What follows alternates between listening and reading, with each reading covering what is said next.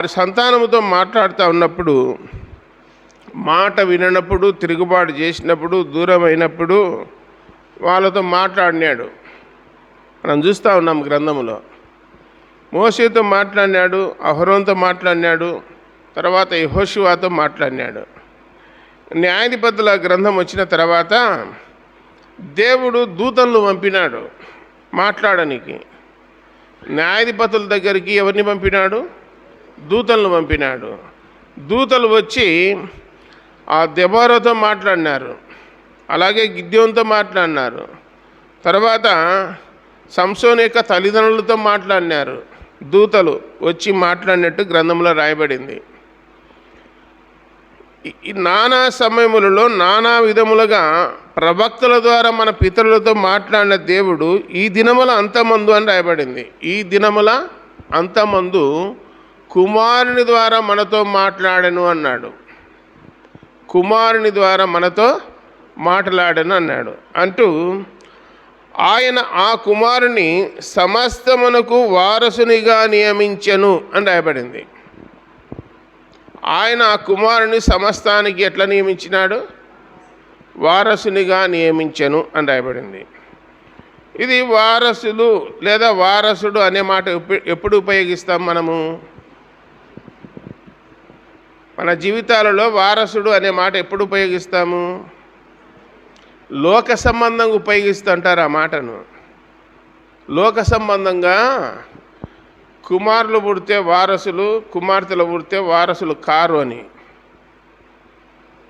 127వ కీర్తనలో గర్భఫలము యెహోవా ఇచ్చు బహుమానము, కుమారులు ఆయన అనుగ్రహించు స్వాస్థ్యము అని చెప్పి రాయబడింది. అయితే ఇక్కడ ఎవరు ఆ కుమారుడు అంటే, దేవుని కుమారుడైన యేసుక్రీస్తును దేవుడు సమస్తమునకు వారసునిగా నియమించెను అని రాయబడింది. సమస్తానికి వారసునిగా నియమించెను అని రాయబడింది. ఓసారి రోమీలకు రాసిన పత్రిక 8వ అధ్యాయము 16-17 వచనాలలో ఇలాగ రాయబడినది: మనము దేవుని పిల్లలమని ఆత్మ తానే మన ఆత్మతో కూడా సాక్ష్యమిచ్చుచున్నాడు. మనము పిల్లలమైతే వారసులము, అనగా దేవుని వారసులము, క్రీస్తుతో కూడా మహిమ పొందుటకు ఆయనతో శ్రమపడిన ఎడల క్రీస్తుతోడి వారసులము అన్నాడు. మనల గురించి పరిశుద్ధాత్మ దేవుడు గ్రంథములు ఏం రాయించినాడంటే, మనము దేవుని పిల్లలమని ఆత్మ తానే మన పక్షముగా సాక్ష్యమిస్తున్నాడు. మనము పిల్లలమైతే వారసులము అన్నాడు. దేనికి వారసులము? దేవుని రాజ్యానికి వారసులము అన్నాడు. దేవుని రాజ్యమునకు దేవుని వారసులము అన్నాడు. ఆయనతో శ్రమపడిన ఎడల క్రీస్తుతోడి వారసులము అన్నాడు.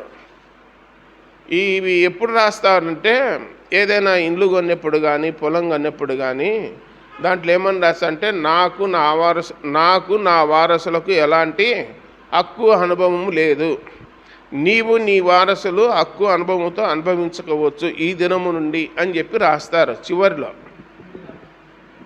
చివరిలో రిజిస్టర్ స్టాంపులలో అట్లా రాస్తారు. దాని అర్థం ఏంటంటే, నాకు కానీ నా వారసులకు కానీ ఎలాంటి సంబంధము లేదు, ఈరోజు నుంచి నీవు నీ వారసులు అనుభవించుకోవచ్చు, ఎలాంటి అభ్యంతరము లేదని చెప్పి సైన్ చేస్తారు. అక్కడ చివరాలు అంటారు దాన్ని. కొన్నిసార్లు అది రాసినాక కూడా ఏం చేస్తారంటే, కొందరు తిరగబడుతుంటారు, మేము తిక్కోళ్ళమన్నా తెలియక రాసినాము, పొరపాటు అయిందని చెప్పి. ఇక్కడ గ్రంథములో యేసుప్రభు అంటున్నాడు, ఒక్కసారి ఆయన విశ్వాసం ఉంచితే, ఆయన పిల్లలమైతే, ఆయన మనతో ఆత్మ సాక్ష్యం ఇస్తున్నప్పుడు, ఆయన మాట జవదాటకపోతే, ఆయన వాక్యానుసారంగా బ్రతుకుతే, ఆయన రాజ్యానికి ఏం చేస్తాడు? మనలను వారసులుగా చేస్తాడు. ఆయన రాజ్యానికి అంటే పరలోక రాజ్యానికి, దేవుని రాజ్యానికి వారసులుగా చేస్తాడు. ఆ వారసత్వం అనేది ఎవరు ఇవ్వాలా? దేవుడు ఇవ్వాలా? ఇప్పుడు బైబిల్లో అబ్రహాముకు ఎంతమంది కుమారులు? హాగరు ద్వారా ఒకరు, శారా ద్వారా ఒకరు. మరి హాగర్ ద్వారా వచ్చిన ఇస్మాయిల్ వారసుడా, శారా ద్వారా వాగ్దానం ద్వారా వచ్చిన ఇసాకు వారసుడా? ఇసాకు వారసుడు అని చెప్పి గ్రంథంలో రాయబడింది. దేవుని వాగ్దానము వలన పుట్టినటువంటి శారా గర్భము ద్వారా వచ్చినటువంటి ఇసాకు మాత్రమే వారసుడు అని రాయబడింది. ఈ నడుమ ఓకేనా షమి అని చెప్పి ఆయన ఏం చేసినాడంటే ఈ గ్రంథాన్ని ఆ గ్రంథాన్ని పక్కన పెట్టి, కాదయ్యా ఇస్మాయిల్నే అబ్రహాము బలిచ్చింది, ఇస్సాకును కాదు, బైబిల్లో కొంచెము తప్పు రాసినారు, పొరపాటు రాసినారు, మాదే ఒరిజినలు, వాస్తవంగా పెద్ద కుమారుడే కదా వారసుడుగా ఉండేది జ్యేష్ఠత్వాన్ని బట్టి, కాబట్టి ఇస్మాయిలే వారసుడు, దాంట్లో ఏం డోకా లేదు, అది మా గ్రంథంలో రాయబడింది అన్నాడు. ఈ వచనాలు చదువుతూ ఉన్నాడు. ఏది? ఆదికాండం 14వ అధ్యాయంలో, 16వ అధ్యాయంలో, 21వ అధ్యాయంలో ఉన్నటువంటివన్నీ చదువుతూ ఉన్నాడు. ఆ పిల్లవాడిని పొద కింద వేసి, అంటే 17 ఏళ్ళ పిల్లోడు పొద కింద ఎట్లెచ్చాది? పిల్లవాడిని భుజం మీద పెట్టుకుని, వాళ్ళ జ్ఞానం ఎట్లుందంటే అక్షరార్థంగా తీసుకుంటున్నాడు. ఇప్పుడు పిల్లోని పిలుచుకరాపు అంటారు. స్కూల్ కాటికి పోయినాక స్కూల్లో హెడ్ మాస్టర్ టీచర్ మీ పిల్లోని మీ అమ్మాయిని పిలుచుకరాపు అంటారు. అంటే 10th క్లాస్ చదువుతున్నాడు అని పెద్దోడు అయినాడు. పిల్లోడే అంటారు టీచర్లు ఎవరైనా సరే, మీ పిల్లోని పిలుచుకరాపు అంటారు.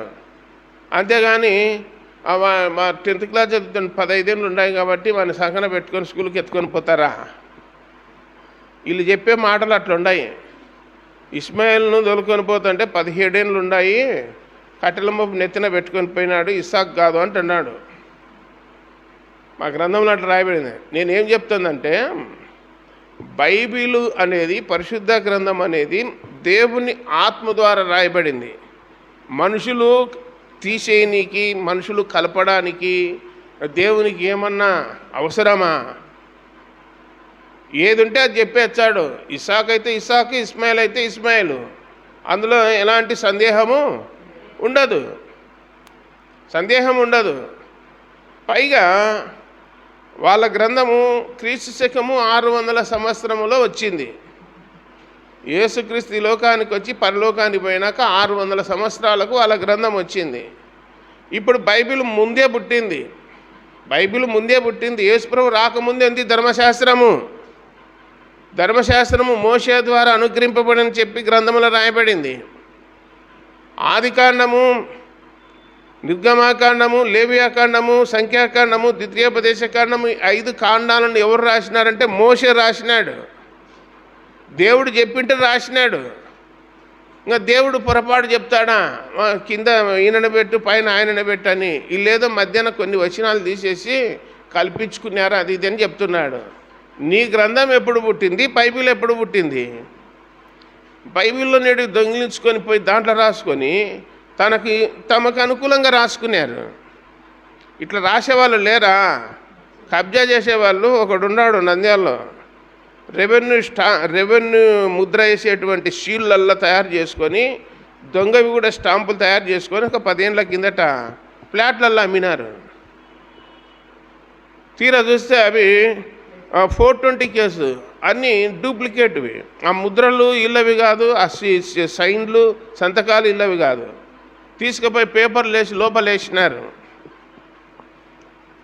దేవుని గ్రంథాన్ని ఉన్నట్లు చెప్పుకోవాలా, మాట్లాడుకోవాలా. బైబిల్లో ఏమన్నాడంటే ఇందులో ఉన్న అక్షరాలు కానీ, ఇందులో ఉన్న మాటలు కానీ మనం సొంతంగా చేర్చినా లేదా తీసేసినా ఏం రాయబడింది? గ్రంథంలో రాయబడిన తెగుళ్ళు, శాపములన్నీ వానికి వస్తాయని రాయబడింది. ఒక అక్షరము కానీ, ఒక పొల్లు కానీ మనం ఏం చేయకూడదు? కలపకూడదు, తీసేయకూడదు. ఏదైతే ఉందో అదే చెప్పుకోవాలి, అది రాయబడింది. కాబట్టి యేసుప్రభు రాకముందే ఉన్న గ్రంథము ముందుందా? యేసుప్రభు వచ్చినాక 600 సంవత్సరాలు పుట్టినది ముందుందా? చరిత్రలో ఏది కల్పితము? ప్రపంచంలో మానవులు అర్థం చేసుకోలేరా ఏది ముందు వచ్చింది, ఏది వెనకొచ్చింది అని? ఇంతకు యేసుప్రభు వచ్చినాక కాలం ఏమైంది? 2 భాగాలైందా లేదా? క్రీస్తుకు పూర్వము, క్రీస్తు శకము. ఇప్పుడు ప్రపంచంలో ఎవరైనా మార్చేస్తారా దాన్ని? అది కాదయా కాలము, క్రీస్తు శకం కాదు, మా శకం వచ్చిందని చెప్పేటోడు ఎవడన్నా ఉన్నాడా? దమ్ము ధైర్యం ఉన్నాడు? ఎవరైనా మార్చారా ప్రపంచంలో? క్యాలెండర్ మారుస్తాడా? తేదీని మారుస్తాడా? నెలలు మారుస్తాడా? వారాలు మారుస్తాడా? గ్రంథంలో దేవుడు ఏమైతే చెప్పినాడో అదే జరుగుతూ ఉంది.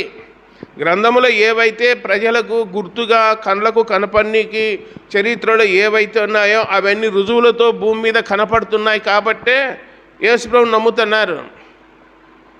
ఎర్ర సముద్రంలో ఫరో రథాలు ఈ రోజు వరకు ఉన్నాయి.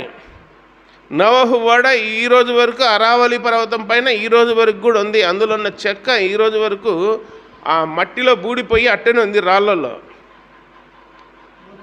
ఏదోని తోట ఎక్కడున్నది అంటే టర్కీలో ఉన్నదని చెప్పి పురావస్తు శాస్త్రవేత్తలు చెప్తా ఉన్నారు. టర్కీలో ఉన్నది ఏదోని తోట అని. ఆ ఉప్పు స్తంభము లోతు భార్య ఉంది కదా, ఇప్పుడు కూడా ఉన్నది. మరి యోబు అనే భక్తుడు దైవ గ్రంథములు ఉన్నాడు, ఆయన సమాధి ఇప్పుడు కూడా ఉంది. ఇవన్నీ రుజువులా కాదా? మరి ఇన్ని రుజువులు పెట్టుకొని మాకు ఇది కాదు, ఇది కల్పితము, ఇది అట్లుంది ఇట్లుంది అని చెప్పడానికి ఎవరికి అధికారము లేదు. బైబిల్లో ఉన్న దేశాల పేర్లలో ఉన్నాయి. మన దేశం పేరు ఉందా లేదా బైబిల్లో? మరి ఇంకా దేవుడు మన దేశం మీద ప్రేమ కలిగి ఉన్నాడు కనుకనే మన దేశం పేరు బైబిల్ గ్రంథంలో లిఖించినాడు. నేను చెప్తున్నా, ఏ గ్రంథాల్లో లేదు దేశం పేరు. మన దేశం పేరు ఏ గ్రంథాల్లో లేదు. ఉత్తదన్న పై మాటలు చెప్పుకొని బతుకుతూ ఉన్నారు, అంతే. సాటిస్ఫై బతుకుతూ ఉన్నారు. దేవుని యొక్క అనుమతి లేకపోయినా ఉంది అనుకున్నట్లు భ్రమలో బ్రతుకుతున్నారు లోకంలో ఉన్న వాళ్ళు. కాబట్టి దైవ గ్రంథంలో చూస్తే ఎస్తేరు గ్రంథంలో 2 సార్లు రాయబడింది.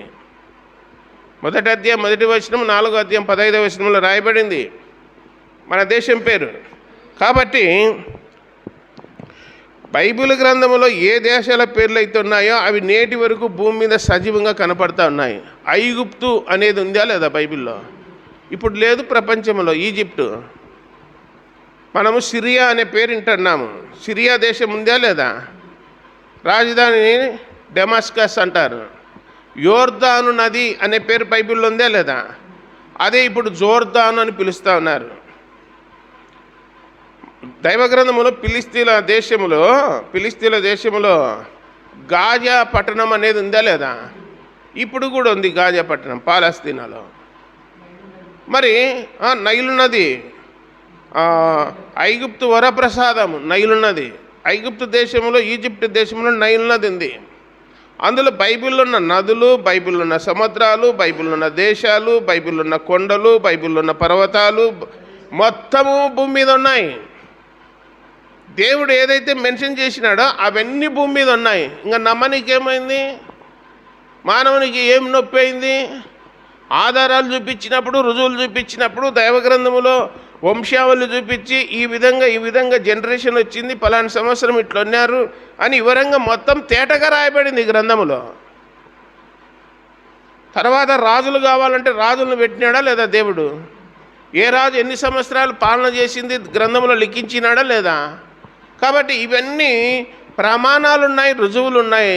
మానవునికి ప్రమాణాలు రుజువులు నచ్చలే. ఇవేమీ నచ్చలే, ఏమీ నచ్చలేదు.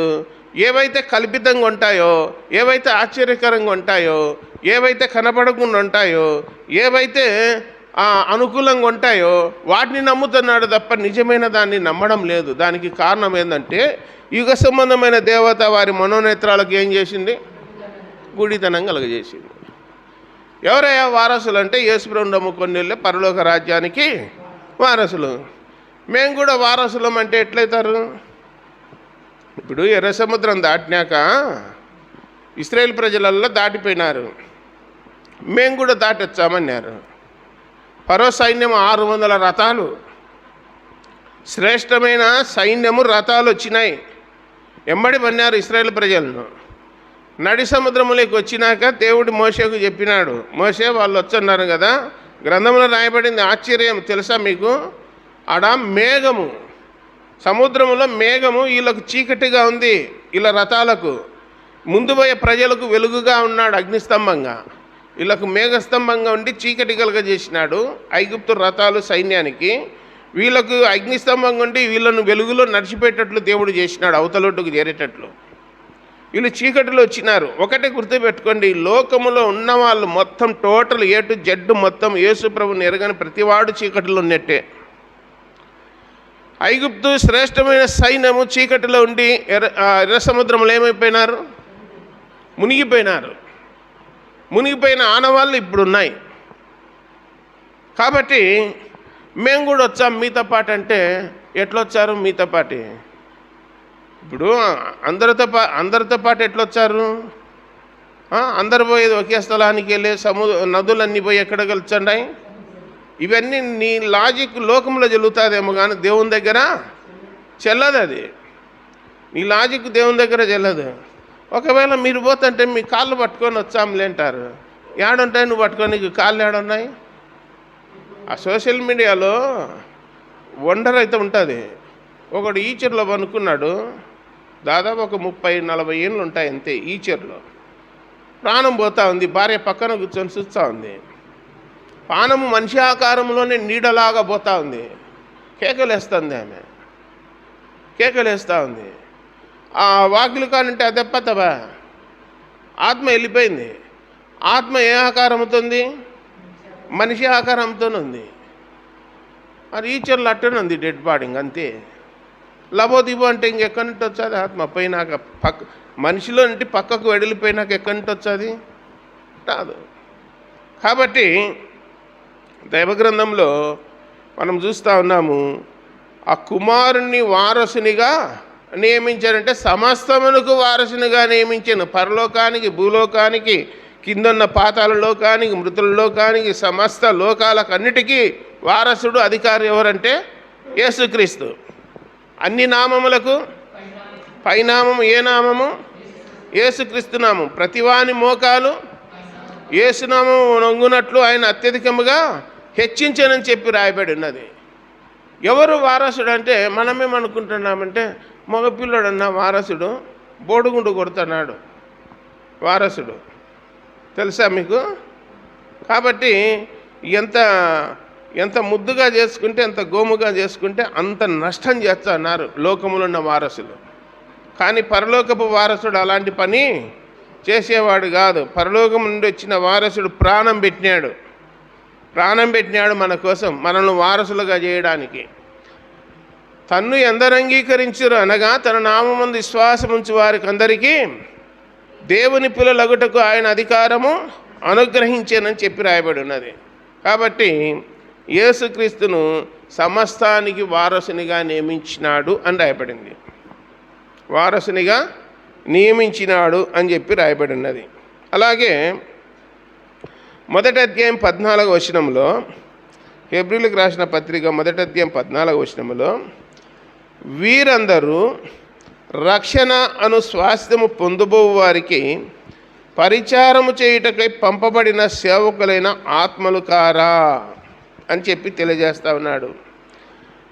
ప్రవక్తలందరినీ పంపినాడు. పెద్ద ప్రవక్తలు 5 మంది, చిన్న ప్రవక్తలు 12 మంది, తర్వాత మధ్యాహ్న దేవదూతలు చాలామంది ప్రవక్తలు, రాజులు పాలన చేసేటప్పుడు వచ్చినారు. ఏదైనా సరిలేనప్పుడు, తప్పిపోయినప్పుడు సరిచేయడానికి దైవజనులు పంపించి దేవుడు ఇలా చేస్తూ ఉన్నాడు, ఇలా నడుచుకోండి, ఇలా బ్రతకండి, ఇలా ప్రవర్తించండి అని చెప్పి ఎంతోమంది రాజులతో మాట్లాడినాడు దేవుడు ప్రవక్తలను పంపి సరిచేయడానికి. ఇప్పుడు మనం కూడా రోజు కూడిక పెట్టుకొని, పాట పాడుకొని, ప్రార్థన చేసుకొని వాక్యం వింటండి. దేనికంటే సరి చేసుకోవడానికే. మేమంతా సరి చేసుకున్నాము, అంతా భక్తి వచ్చేసింది, 100% వచ్చేసింది, ఇంకా మాకు వాక్యం అవసరం లేదు, ప్రార్థన అవసరం లేదు, అన్నికి భూమి మీద ఏ మానవునికి అధికారము లేదు, మేము సంపూర్ణంగా అయినామనడానికి వీలు లేదు. మానవుడు శరీరంతో ఉన్నంతకాలము బలహీనుడే కనుక లోకం విడిచేంత వరకు మనం వాక్యం వింటూ ఉండాల్సిందే. దేవుడు అట్లా పెట్టినాడు. వాక్యము వింటూ ఉండాల్సిందే, వాక్యం ద్వారా బలపడాల్సిందే, వాక్యము ద్వారా స్థిరపడాల్సిందే అని చెప్పి రాయబడింది. కాబట్టి వీరందరూ రక్షణ అయిన స్వాస్థ్యం పొందుబో వారికి పరిచారము చేయుటకై పంపబడిన సేవకులైన ఆత్మలు కారా అని చెప్పి 2వ అధ్యాయంలో ఏమంటాడంటే, కావున మనము వినిన సంగతులను విడిచిపెట్టి కొట్టుకొని పోకుండానట్లు వాటి యందు మరి విశేష జాగ్రత్త కలిగి ఉండవలెను అన్నాడు. మనము వినిన సంగతులు ఏం చేయకూడదు? విడిచిపెట్టకూడదు, కొట్టుకొని పోకూడదు, విడిచిపెట్టకూడదు, కొట్టుకొని పోకూడదు. వాటి యందు మరి విశేష జాగ్రత్త కలిగి ఉండవలెను అన్నాడు. మనం ఏ సంగతులు అయితే వింటున్నామో, ఏ వాక్యమైతే వింటున్నామో, విన్న వాక్యాన్ని విడిచిపెట్టకూడదు అంటున్నాడు. కొట్టుకొని పోకూడదు అన్నాడు. ఈడ విడిచిపెట్టకూడదు, కొట్టుకొని పోకూడదు అన్నాడు. కొట్టుకొని పోయేది ఏంటి, విడిచిపెట్టేది ఏంటి? కొట్టుకొని పోయేది పొట్టు, విడిచిపెట్టేది. మనము దేహాన్ని పరలోకం ఉంచబోతామా? మన దేహం ఇక్కడ ఇడవబడుతుంది, తెలుసు కదా. మనకున్న ఆస్తిపాస్తులన్నీ ఇక్కడ విడిచిపెట్టి పోవాల్సిందే. స్వామి, ఇవన్నీ చాలా కష్టపడి సంపాదించుకున్నా, నేను కనీసం ఒకటన్నా తీసుకుపోతానంటే రానిచ్చాడా? ఒకటన్నా కొంచెపోయినాడు ఉన్నాడు ఆ భూమి మీద? ఏమి లేదు. తల్లి గర్భములో నుండి ఎట్లొచ్చినారు? దిగంబర్లుగా వచ్చినారు, దిగంబర్లుగానే పోతారు. మధ్యాహ్నం వచ్చినాయి అన్నీ. చెవికి కమ్మలు, మెడలో చైను, ముక్కురాళ్ళు, గొలుసులు, తర్వాత మొగళ్ళకు కూడా ఉంగరాలు, వాచీలు, బ్రాస్లైట్లు, రకరకాలు మధ్యాహ్నం వచ్చినాయి. మధ్యాహ్నం పోతాయి. చివరి వరకు ఉంటాయి అవి ఏమన్నా. మొన్న చెప్పినా కదా, కరోనా వచ్చి అంబులెన్స్కి ఎత్తుతుంటే ₹10 కమ్మ ఊడిపోతే అక్కడ పంపించి మళ్ళీ వెంటనే వచ్చినాడు ఇంట్లోకి. దేనికోసము? పోయిన కమ్మ దొరికించుకోవాలని చెప్పి. సో ఆ మనిషి ఏమైపోయినారు, ఏం కదని ఆలోచన లేదు. కానీ కమ్మ ఎట్లా అని చెప్పి దాని మీద ఉంది తప్ప మనసు ఆ మనుషుల మీద లేదు. కాబట్టి ఏమి వెంట పెట్టుకొని పోయేది ఏమి ఉండదు. మరి పైసా కూడబెట్టి, బంగారం కూడబెట్టి, ఆస్తిపాసలు కూడబెట్టి ఏమన్నా తీసుకుపోయినారంటే ఏమీ లేదు అని చూస్తూ ఉన్నాం. కాబట్టి మనం వినిన సంగతులు విడిచిపెట్టి కొట్టుకొని పోకూడనట్లు అన్నాడు. ఇదే వాక్యాన్ని యాకోబు పత్రికలో 1వ అధ్యాయము 22వ వచనంలో ఇలా రాయబడింది: మీరు వినువారు మాత్రమై ఉండి మిమ్మును మీరు మోసపుచ్చుకొనకుండా వాక్య ప్రకారము ప్రవర్తించువారునై ఉండుడి. మీరు వాక్యం వినేవారు మాత్రమే కాకుండా మిమ్మును మీరు మోసపుచ్చుకొనకుండా వాక్య ప్రకారము ప్రవర్తించువారై ఉండుడి అంటున్నాడు. ఎవడైనను వాక్యము వినువాడై ఉండి దాని ప్రకారము ప్రవర్తింపని వాడైతే వాడు అద్దములో తన సహజముఖమును చూసుకొని మనిషిని పోలి ఉన్నాడు అంటున్నాడు. వాక్యాన్ని విని వాక్యం ప్రకారం ఏం చేయాలా? వాక్య ప్రకారము బ్రతకాల, నడవాల. అది దేవుడు కోరుకునేది. ప్రవర్తించాల వాక్యానుసారంగా. యేసుప్రభు ఎట్లున్నాడు? యేసుప్రభు భూలోకములు ఎట్లున్నాడు? 12 ఏళ్ల వయసులో ఎక్కడ పోతున్నాడు? మందిరానికి పోతున్నాడు. సంవత్సరం యెరూషలేము మందిరం తొలగపోయినారు. తర్వాత 12 ఏళ్ల వయసు నుండి 30 ఏళ్ల వయసు వరకు, అంటే 18 ఏళ్ళు ఎవరికంటే యోసేపు మరియమ్మలకు చేదోడు బాదోడుగా ఇంటి పనుల్లో ఆయన నజరేతులోనే పెరిగినాడని రాయబడింది గ్రంథంలో. ఒకడంటే అన్నాడు, ఈ 18 ఏళ్ళు ఎక్కడ పోయినాడు? అవి అంతా రాయొచ్చు కదా అంటే, నువ్వు చెప్పాలా దేవునికి? 18 ఏళ్ళు ఏడున్నావా చెప్పు స్వామి, నాకు పెద్ద తిక్కలేచ్చంది, ఏడున్నావా చెప్పు అని చెప్పి. అంటే ఏడున్నాడు, కాశ్మీర్లో ఉన్నాడని ఒకడు, జపాన్ పోయినాడని ఒకడు, ఇంకొకడు అమెరికా పోయినాడని ఒకడు, ఇట్లా రకరకాల ఊహలు అలుగుతా ఉన్నారు. నీకు ఏమన్నా ఆయన 18 ఏళ్ళు ఎక్కడున్నాడు, ఏం కథ అనేది నజరేతులోనే ఉన్నాడని చెప్పి పరిశుద్ధాత్మ దేవుడు రాయించినాడు. ఎక్కడ పోతాడు? ఇప్పుడు మీరు అల్ల ఉన్నారు, పెళ్ళిళ్ళైన అలముంటి, పుట్టిన అలముంటి, కోటపట్లో ఉన్నారా, వేరే ఊర్లో ఉన్నారా? 30 ఏళ్ళు ఉన్నారు కదా, ఏడున్నారు అని అడిగితే కోటపట్లోనే ఉన్నామంటారు. వేరే ఊర్లో ఉన్నారని చెప్తారు ఎవరన్నా? ఎవరు చెప్పరు. కాబట్టి అట్లా యేసుప్రభు ఎక్కడున్నాడు, ఏం చేసినాడు అంటే గ్రంథంలో రాయబడింది. తండ్రి కార్పెంటర్, వడ్రంగివాడు, ఆ పనిలో సహాయం చేసినాడని రాయబడింది. తల్లిదండ్రులకు లోబడి ఉండేనని రాయబడింది. ఇంకేం కావాలా రుజువు? మనకు అవసరం ఉన్నది దేవుడు ఏది బయలుపరిచినాడో అది తీసుకుర్రా నాయన అంటే, అవసరం లేనిది ఎక్కడున్నాడు అదే నాకు కావాలా. ఇంకొకడు మూర్ఖుడైతే కయ్యూనుకు భార్య ఎక్కడి నుంచి వచ్చింది? ఎక్కడి నుంచి వచ్చింది అంట. మనకి ఇప్పుడు అవసరమా? స్వామి దేవుడా, నీ ద్వారా బతికిపోతున్నాను, నన్ను బతికించినావు, ఇంతకంటే చాలని చెప్పి ఇట్లా ఆలోచన చేసుకోవాలి. కానీ అది ఎక్కడి నుంచి వచ్చింది, ఇది ఎక్కడి నుంచి వచ్చింది అని నీకు అవసరమా? అది అవసరమా? పిచ్చి పిచ్చి ప్రశ్నలు వేసి పిచ్చి పిచ్చి ఆలోచనలు చేస్తే పిచ్చిలేసి పాతాళం పోతారు. ములాజ్ ఏమి లేదు. నీకు ఏది అవసరమో బైబిల్లో రెండు చెప్పినాడు. మంచిదానిని హత్తుకోనండి, చెడ్డదానిని అసహించుకోండి అన్నాడు. ఏదైతే చెడు ఉందో దాన్ని దూరం పెట్టండి, ఏదైతే మంచి ఉందో దాన్ని దగ్గర చేర్చుకోండి అని చెప్పినాడు యేసుప్రభు. మనం మంచినే స్వీకరించాలి, కానీ చెడ్డదాని మీదకే పోతుంటుంది. ఎప్పుడు సూప్ అంతా చెడ్డదాని మీదనే, అదే కావాలన్నట్టు. కాబట్టి మనం ఏ వాక్యమైతే తింటున్నామో ఆ వాక్య ప్రకారం ఉండాలని చెప్పి రాయబడింది బైబిల్లో. అపోస్తల కార్యములు 1వ అధ్యాయం 2-3 వచనాలలో యేసు ప్రభు ఈ లోకములో ఉండినప్పుడు ఏదైతే చెప్తా ఉన్నాడో, నేను స్వస్థపరచాను, దయ్యాలు అడిపించాను, రోగులను స్వస్థపరచాను, చనిపోయిన వాడిని బ్రతికిస్తాను అని చెప్పి వాళ్ళలో నా దగ్గరికి తండి అన్నాడు. అందరిని రోగులను, జబ్బు కలిగిన వాళ్ళను అందరిని నా దగ్గరికి రండి అంటే ఆయన పాదముల యొద్ద పడేసిరని రాయబడింది గ్రంథంలో. అందరిని ఏం చేసినాడు? వచ్చిన వాళ్ళనల్లా ఏం చేసినాడు? స్వస్థపరిచినాడు. రాని వాళ్ళనల్లా ఏం చేసినాడు? రాని వాళ్ళను స్వస్థపరిచింది వచ్చిన వాళ్ళకే.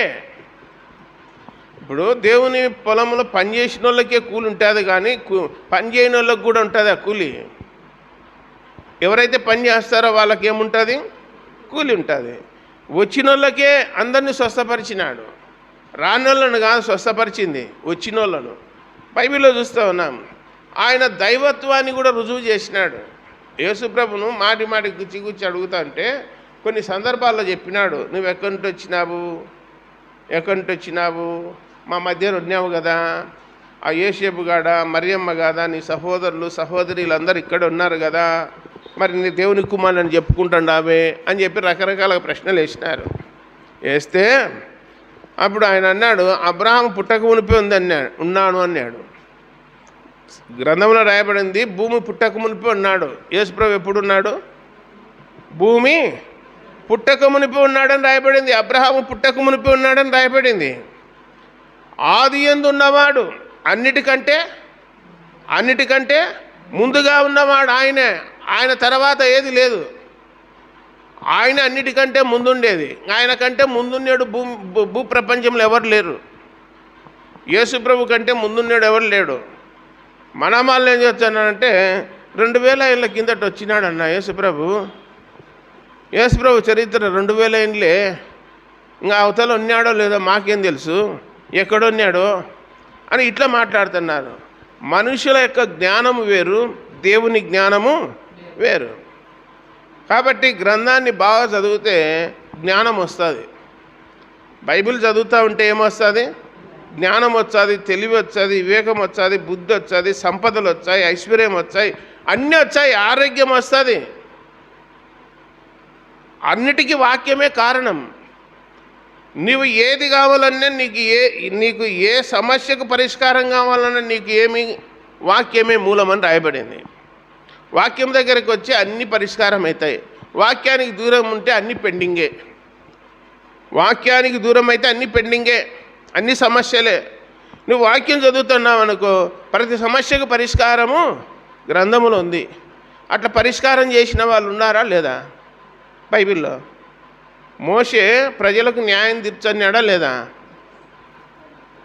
ద్వితీయోపదేశకాండం 1వ అధ్యాయం 18వ వచనము, అలాగే నిర్గమాకాండము 17వ అధ్యాయం 18వ వచనంలో కూడా మోషే ప్రజలకు ఏం తీర్చన్నాడు? న్యాయం తీర్చన్నాడు అని రాయబడింది గ్రంథములో. దావీదు ఎట్లా పాలన చేసినాడు ప్రజలను? అతడు యథార్థవంతుడై ప్రజలను పాలన చేసినని చెప్పి 78వ కీర్తనలో 78వ వచనంలో రాయబడింది. కాబట్టి దైవగ్రంథంలో మనం చూస్తూ ఉన్నాము, వాళ్ళందరూ ప్రజలకు న్యాయం తీర్చి చేసినారని చెప్పి రాయబడింది. యేసుప్రభు ఏదైతే చెప్పినాడో అది చేస్తాడు, చేసినది చెప్పినాడు. ఇప్పుడు మనం చేసినవి, ఇప్పుడు గెరాషీనుల దేశంలో దయ్యం పట్టిన వానికి, సేనా దయ్యం పట్టిన వానికి యేసుప్రభు ఏం చేసినాడు? దయ్యాలు ఇడిపించినాడా లేదా? ఎన్ని ఉన్నాయి దయ్యాలు? 2000 దయాలు ఉన్నాయి, 2000 దయాలు ఉన్నాయి సేనావానికి. అవన్నీ ఇడిపించినాడా లేదా? ఇడిపించినాక స్వస్థచిత్తుడై యేసుప్రభు దగ్గర పాదాల దగ్గర కూర్చున్నాడు. అరే నాకని ఎందుకు కూర్చున్నావు, ఇంటికి పో, కుటుంబంతో కలుసుకోపో, బూర్లేకు పోయి సాక్ష్యం చెప్పుపో అన్నాడు. అప్పుడు సాక్ష్యం చెప్పినాడు. యేసుప్రభు నాకు దయాలు ఇడిపించినాడు. ఒకప్పుడు నా జీవితము, నా బ్రతుకు సమాధుల్లో ఉన్నాను, కేకలెచ్చన్నాను, నా శరీరాన్ని గాయపరుచుకుంటున్నాను, సరైన వస్త్రాలు లేవు, సరైన ఆహారం లేదు, సరైన నిద్ర లేదు. ఇప్పుడు యేసుప్రభు ద్వారా నేను బాగుపడినా అని చెప్పి దెక్కపోలిలో పోయి ప్రకటన చేస్తూ ఉన్నాడు. ఇక యేసుప్రభు బాగు చేసినాక చెప్పాలన్నా వద్దా? 10 మంది కుష్ఠరోగులు ఉన్నారు, ఒకడు తిరిగి వచ్చినాడు సమరయుడు, బాగు చేసినాక చెప్పినాడా లేదా? గుడ్డివానికి చూపు వచ్చింది, ఎవరు నీకు బాగు చేసిందంటే చెప్పినాడా లేదా? అది కూడా దాచిపెట్టుకొని ఏమో నాకు తెలియదంటే, ఇప్పుడు మనల్ని అందరినీ బ్రతికించండి ఎవరు? మనల్ని సజీవులుగా ఉంచింది ఎవరు? యేసుక్రీస్తే. మరి ఆ యేసుక్రీస్తును చెప్పడానికి సిగ్గుపడాలా? యేసుప్రభు దేవుడు అని చెప్పడానికి మనం ఎందుకు సిగ్గుపడాలా? దైవజనుడు పౌలు అంటారు, రోమాపత్రిక 1వ అధ్యాయం 17వ వచనంలో, సువార్తను గురించి సిగ్గుపడు వాడను కాదు అన్నాడు. యేసుప్రభు దేవుడు అని చెప్పడానికి సిగ్గుపడాల్సిన అవసరము లేదు. ఇంకా యేసుప్రభు అన్నాడు, దేహాన్ని చంపేవానికి భయపడాకర్రా, దేహము శాశ్వతము కాదు, దేహాన్ని ఆత్మను ఎక్కడ పడేసేవానికి భయపడమన్నాడు? నరకములో. నీ దేహాన్ని అంటే నీ శరీరాన్ని, నీ ఆత్మను నరకములో పడేవేసేవానికి భయపడన్నారు. మొన్న 24వ తారీఖు పగడాల ప్రవీణ్ కుమార్ అనే దైవజనుడిని మొత్తం మీద చంపినారు, అయిపోయింది. ఏం చంపినారు వాళ్ళు? ఆత్మనా? శరీరాన్ని చంపినారు. కానీ ఆత్మను చంపలేరు కదా, ఆత్మను చంపలేరు. ఆత్మ ఎక్కడ పోయింది? దేవుని దగ్గరవా. ఆత్మ దేవుని దగ్గరవా. అది మేలు చేసినారో కీడు చేసినారో మనకు అవసరం లేదు. మొత్తం మీద అయితే మేము పెద్ద గొప్ప కార్యం చేసినామంటున్నారు. అది మీ దృష్టిలో గొప్ప కార్యమేమో కానీ దేవుని దృష్టిలో అదేమీ కాదు. మీ శరీరాన్ని ఏం చేస్తారు? శరీరాన్ని ఏం చేసినా ఏం ప్రయోజనము లేదు. ఆత్మ ముఖ్యమైంది. బైబిల్లో ఒకడు సర్వలోకము సంపాదించుకొని తన ప్రాణం పోగొట్టుకుంటే వానికి ఏం ప్రయోజనము అన్నాడు. సర్వలోకం ఒక ఎత్తు అయితే వానిలో ఉన్న ఆత్మ ఒక ఎత్తు అన్నాడు. ఆత్మ ముఖ్యమా, శరీరం ముఖ్యమా? ఆత్మ ముఖ్యము. ఆత్మ నరకం తప్పించుకోవాలా, ఆత్మ దేవుని సన్నిధిలో చేరాలా, ఆత్మ పరలోకములు ఉండాలా. అది దేవుని యొక్క ఉద్దేశం. కాబట్టి మేము పాలగాలం చేసి పెట్టినామంటే నువ్వేం చేసుకుంటే ఏం చేయాలి? ఇప్పుడు కొందరు పెట్టినారు, హ్యాపీగా వెళ్ళిపోయినాడు, హతసాక్షి అయిపోయినాడు పరలోకానికి, దేవుని దగ్గరికి. దేవుని అనుమతి లేనిది ఏది జరగదు అని చెప్పి తెలియజేస్తూ ఉన్నారు. ఏదేమైనా ఎప్పుడు ఏది జరగాలనో అది దైవచిత్తంలో ఉంటేనే అది జరిగేది తప్ప అది ఏది కాదు, ఏది కాదు. మరి కరోనా టైంలో ఎంతమంది లేచిపోయినారు, ఎన్ని వికెట్లు పడినాయి కరోనా టైంలో? అవన్నీ అనుకుంటామా? అది దేవుని చిత్తం. అది ఉంచాలన్నా ఆయన ఇష్టమే, తీసుకుపోవాలన్నా ఆయన ఇష్టమే. మన చేతిలో ఏం లేదు, గ్యారెంటీ ఏమీ లేదు. ఇదే యాకోబు పత్రికలు అంటాడు, నేడైనను రేపైనను ఒకానొక పట్టణంలోకి వెళ్ళి వ్యాపారం చేసి లాభము సంపాదించుకుందామని చెప్పుకున్న వారులారా, రేపేమి సంభవించునో మీకు తెలియదు. మీ జీవం ఏ పాటిది, అంతలో కనబడి మాయమైపోవు ఆవిరి వంటిది, ఆవిరి వంటి వారే అన్నాడు. కాబట్టి దేవుని చిత్తమైతే రేపు ప్రార్థనకు వచ్చాము, దేవుని చిత్తమైతే రేపు పనికి వచ్చాము అని చెప్పాలా. మనాళ్ళు ఎట్లున్నారంటే నెల రోజులు రాసుకపోయినాగా కంటిన్యూగా వచ్చాను అంటే గ్యారెంటీ పెట్టినాడు అనమాట, నెల రోజులు పనికిరానికి. ఏమో దేవుని చిత్తం అయితే వచ్చాములేనా, అనుకూలం చేర్చాను అలా. అది బైబిల్లో రాయబడినది. మన చేతిలో ఉందా మనలో ఉన్న ఊపిరి? లేదు కదా. కాబట్టి ఆ మాటలు చెప్తున్నాడు. ఇంకేమంటాడంటే 17వ వచనంలో, ఇట్టి అతిశయమంతయు చెడ్డది కాబట్టి మేలైనది చేయనిరిగియు అలాగూ చేయని వానికి పాపము కలుగును అన్నాడు. కాబట్టి యేసుప్రభు కానీ దైవజనుడు పౌలు కానీ గ్రంథములో ఉన్న భక్తులు ఏదైతే చెప్పినారో అది చేసి చూపించినారు. యేసుప్రభు ఏది చేయమన్నాడో అది చేసినారు. సర్వలోకానికి వెళ్ళి సర్వసృష్టికి సువార్తను ప్రకటించమని చెప్పినాడు. ఆ 12 మందిలో 11 మంది ఉన్నారు. ఆ 11 మందిలో ఒక శిష్యుని మన దేశానికి పంపినాడు. కీర్తి శకము 53లో ఎవరిని పంపినాడు మన దేశానికి? తోమాను. తోమ వచ్చి భారతదేశంలో సువార్త చెప్పినాడా లేదా? ఎప్పుడు? క్రీస్తు శకము 53లో. బ్రిటిష్ వాళ్ళు వచ్చింటే వాళ్ళ పాలనలో వచ్చింది సువార్త వచ్చిందని కాదు, భారతదేశానికి మొదటి శతాబ్దంలోనే వచ్చింది యేసుప్రభు సువార్త. కాబట్టి శిష్యులు కూడా వాళ్ళు ఏదైతే చెప్పినారో అదే చేసినారు. వాళ్ళు అద్భుతాలు చేసినారు, ఆశ్చర్యకారాలు చేసినారు, ప్రజలు దేవుని వైపు మళ్ళించినారని చెప్పి గ్రంథంలో చూస్తూ ఉన్నాం. తర్వాత ఈ హెబ్రీలకు రాసిన పత్రికలో 3వ అధ్యాయం మొదటి వచనంలో ఏమని రాయబడిందంటే, ఇందువలన పరలోక సంబంధమైన పిలుపులో పాలు పొందిన పరిశుద్ధ సహోదరులారా, మనము ఒప్పుకొనిన దానికి అపోస్తలును ప్రధాన యాజకుడైన యేసు మీద లక్ష్యముంచుడి అన్నాడు. మన ఉద్దేశము, మన గురి, మన లక్ష్యము, మన అంతిమ లక్ష్యము ఏంటి అంటే, మన మనసు కానీ, మన ఆలోచన కానీ, మన తలంపు కానీ ఎవరి మీద నమ్మకం పెట్టుకోవాలా? యేసు మీద లక్ష్యముంచుడి అన్నాడు. మనమంతా ఎవరి మీద నమ్మకం పెట్టుకోవాలా? యేసు ప్రభు మీద. అబ్రహాం ఎవరి మీద నమ్మకం పెట్టుకున్నాడు? దేవుని మీద. మనము కూడా దేవుని మీద ఏం పెట్టుకోవాలా? నమ్మకం పెట్టుకోవాలా. అదే చెప్తున్నాడు, యేసు మీద లక్ష్యం ఉంచుడి అన్నాడు. మరి 12వ అధ్యాయము, హెబ్రీలకు రాసిన పత్రిక 12వ అధ్యాయంలో 2వ వచనంలో ఇలాగ రాయబడి ఉన్నది మధ్య భాగం, ఆయన తన ఎదుట ఉంచబడిన ఆనందము కొరకై అవమానమును నిర్లక్ష్యపెట్టి శిలువను సహించి దేవుని సింహాసనం యొక్క కుడిపార్శ్వమున ఆసీనుడై ఉన్నాడు. మీరు అలసట పడకయు మీ ప్రాణములు విసుకకి ఉండినట్లు పాపాత్ములు తనకు వ్యతిరేకముగా చేసిన తిరస్కారమంతా ఓర్చుకునిన ఆయనను తలంచుకొనుడి అన్నాడు.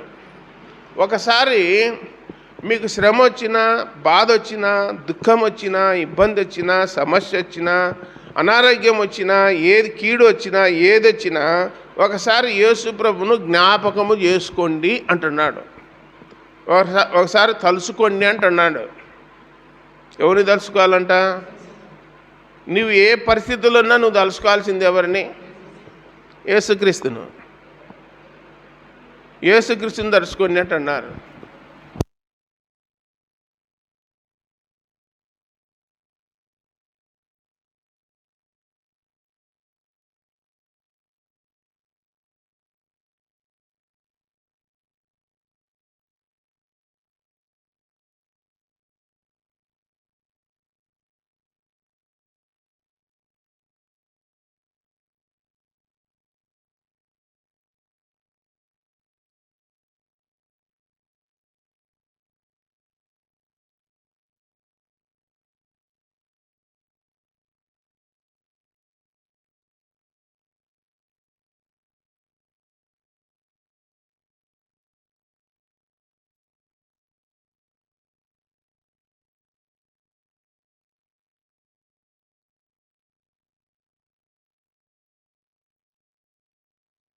కాబట్టి మన మనసు ఏదైనా ఇబ్బంది పడినప్పుడు ఎవరి మీద లక్ష్యం పెట్టుకోవాలా? తలంచుకోవాలంటున్నాడు.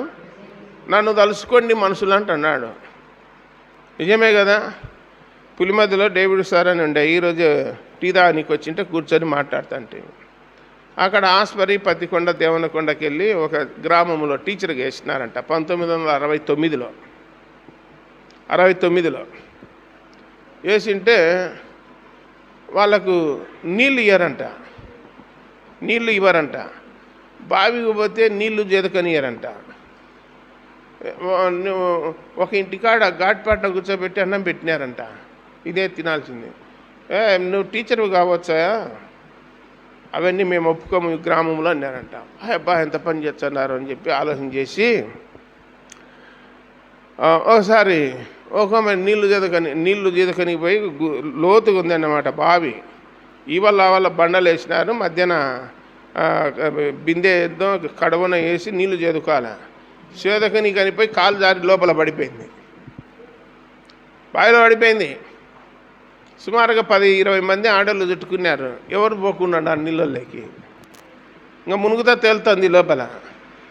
సారు యవనస్తుడు, అప్పుడే కొత్తగా టీచర్ పోస్ట్ వచ్చింది, ఆ ఊరికి పోయినాడు కాబట్టి వాళ్ళు వండుకొని అయ్యో ఎటున్నా కట్టామని గడ్డకు అయ్యా అంటే నడుముకు తాడు కట్టుకొని చిన్నగా దిగానంట, బండకు కట్టుకొని లోపలికి దిగినాక ఆమె వా బతికితే దేవుడా అని చెప్పి ఈయన గొంతు పట్టుకునేదంట, ఇట్లా మెడకాయ బిర్రుగా.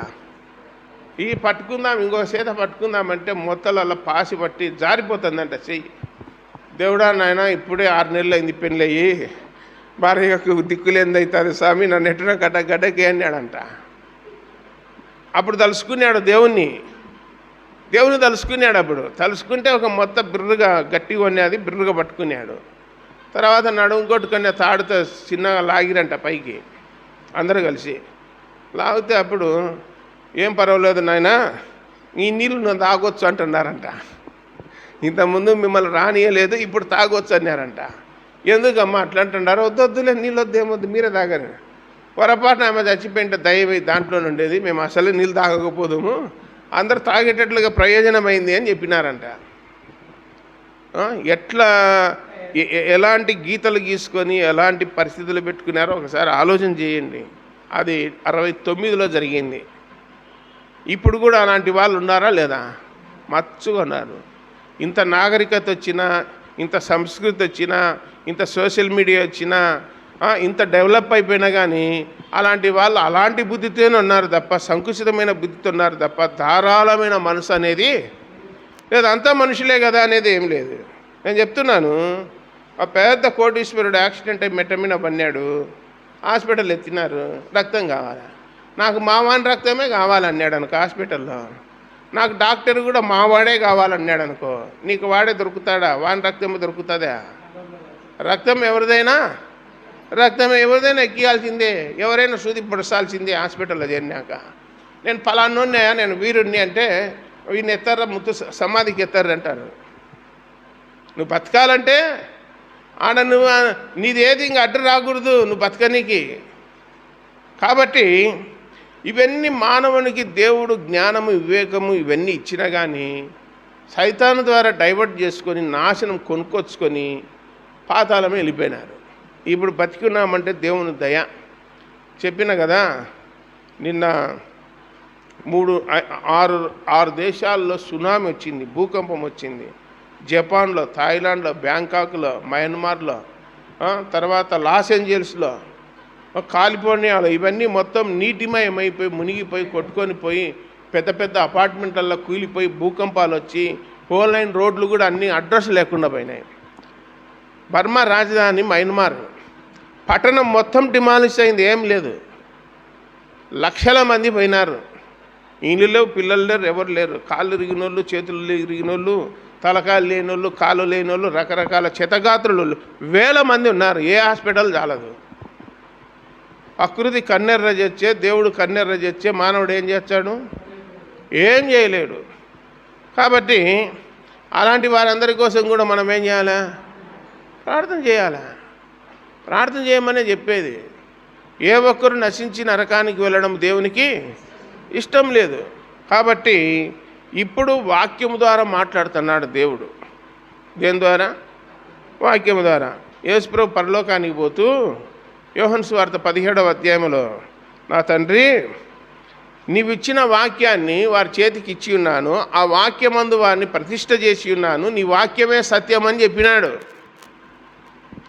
వాక్యమే సత్యం అని చెప్పినాడు. ఇప్పుడు వాక్యం ఇచ్చింటేనే కదా కూర్చొని ఇంటండేది. ఈ గ్రంథం మన చేతుల్లో లేకపోతే మనం ఎట్లా వింటాము? దేవుని గురించి ఎట్లా తెలుసుకుంటాము? తెలుసుకోలేము.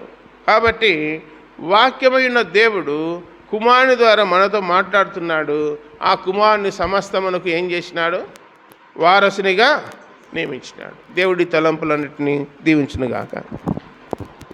ప్రార్థన చేద్దాం. పరలోకపు తండ్రి, మహిమగల దేవ, యేసు ప్రభువా, మీ పాదాలకు స్తోత్రాలు నాయన. మమ్మల్ని అందరినీ ప్రేమించి సజీవులుగా ఉంచి దినం ఇచ్చి సమయం ఇచ్చి సంరక్షించి పోషించి కాపాడిన దేవా స్తోత్రాలు. గ్రంథాన్ని మేము పరిశీలన చేయగా మీరేనైనా వారసులు, మీరే సమస్తానికి వారసులు, పరలోకములో భూలోకములో మీరే వారసులు. మా కొరకు ప్రాణం పెట్టారు. కేవలం మీ యందు విశ్వాసం ఉంచగా మీ పిల్లల అధికారం ఇచ్చారు. మీ రాజ్యానికి, పరలోక రాజ్యానికి వారసులుగా చేశారు. మీకు స్తోత్రాలు చెల్లిస్తూ ఉన్నాం. దేవా మీకు స్తోత్రములు. క్రీస్తుతో మేము శ్రమపడిన ఎడల క్రీస్తుతోటి వారసులమని చెప్పి రాయించిన దేవా మీకు స్తోత్రములు. ఇలాగూ ప్రభువా మీరు ఏదైతే చెప్పినారో అది చేసినారు, ఏదైతే చేసినారో అది చెప్పినారు. ఇలాగూ ప్రభువా క్రియలు కలిగి, విశ్వాసం కలిగి, భక్తి కలిగి, నాయన ప్రేమ కలిగి, మంచితనం కలిగి, కనికరం కలిగి, న్యాయం కలిగి బ్రతుకుచుండాలని మీ లేఖనాలు పదే పదే బోధిస్తున్నాయి. అలాగూ లోకములో నడవడానికి, ప్రవర్తించడానికి కృప చూపండి. చేరవచ్చిన ప్రజలను దీవించి ఆశీర్వదించండి. దేవా స్తోత్రములు. ఎవరెవరు ఎలాంటి ఇబ్బందులు ఉన్నారో, సమస్యలు ఉన్నారో వారి హృదయాన్ని, ఆంతర్యాన్ని ఎరిగిన దేవా మీ నామమున ఆ సమస్యలన్నింటి వారిని తీర్చండి, గడ్డకేయండి, సఫలము చేయండి. మీ సన్నిధి తోడుగా ఉంచండి. ప్రతి కుటుంబానికి మేలు క్షేమము దయచేయండి. సాతాను శీకర్షకును దూరపరచండి.